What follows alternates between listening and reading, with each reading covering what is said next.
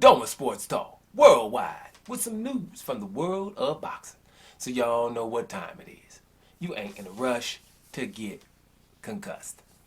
Now, a huge fight in the super middleweight division, right? The division where Canelo, the face of boxing, is.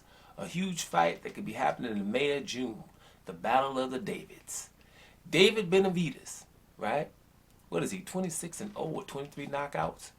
Versus David Morrell, right? 7-0 with 6 KOs, right? Let me tell you something.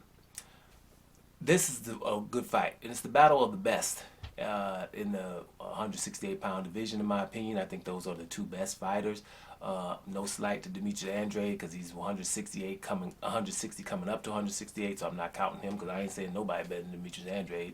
I'll tell you that straight up. But David Morrell and David Benavidez are the best two in my opinion. I think Canelo might be third or fourth, but these guys are ridiculous. They're supposed to be fighting soon, provided David Morrell gets past his next opponent. And I think David Benavidez could be trying to get a fight as well. Their promoter is saying that they will try to get this fight in May or June, and I'll get to that in a minute. But this is an awesome fight. Now, when it's important because you got to imagine both of these guys are some in those 6 or 7 or 8 fighters that we keep talking about who Canelo will not fight. Should I name them? Jamal Charlo, actually Jamel too, both of those. Then Benavidez, that's 3 already. These two we're talking about here, David Morrell, David Benavidez. What we got there? That's 5. And then you got Gilberto Ramirez and David, Bivol, Dimitri Bivol. That's 7 fighters. And those are all good major fighters. And did I say Artur Beterbiev? Not pretty sure. But even that would make 8. So that's ridiculous. And all those fights are major fights, lucrative fights, blah, blah, blah. And fights that are 50-50 fights with Canelo. But most of Canelo fans won't want him to fight either of those. They'll deal with the Yildirams and the John Ryders and all those. They don't ask Yildirim. They don't ask John Ryder. They don't ask Callum Smith. Nobody who they fought. These guys here, they're going to ask who they fought. I guarantee you. No doubt about it. But listen. David Benavidez is really being touted right now as the one that Canelo is avoiding. Some people, they don't seem to want to talk too much about Benavidez because he's been avoided for longer. But of late, the last 2 years, David Benavidez got to be that guy because David Benavidez had the WBC 168-pound title and he was stripped because he missed weight. Now, a lot of people, well, he missed weight, he was stripped. Yeah. Do you guys remember how it was at the beginning of the pandemic?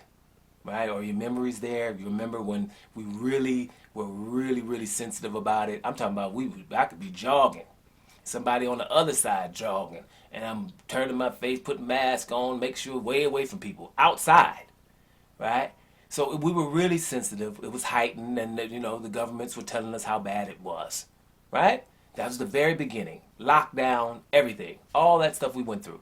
That's when he missed weight. And I'm going to be real with you guys. My opinion was every weight class needed to be added 3 pounds for that particular time. Because it was desperate times, you need desperate measures. There's no way to be telling fighters who can't find a way to train, don't have the facilities open and all of that you got to make a damn weight right now. Right? So they should have made the weights at least 3 pounds. And they should have had a little bit of understanding for the situation. But they didn't. And he got stripped in that phase. That phase for missing weight.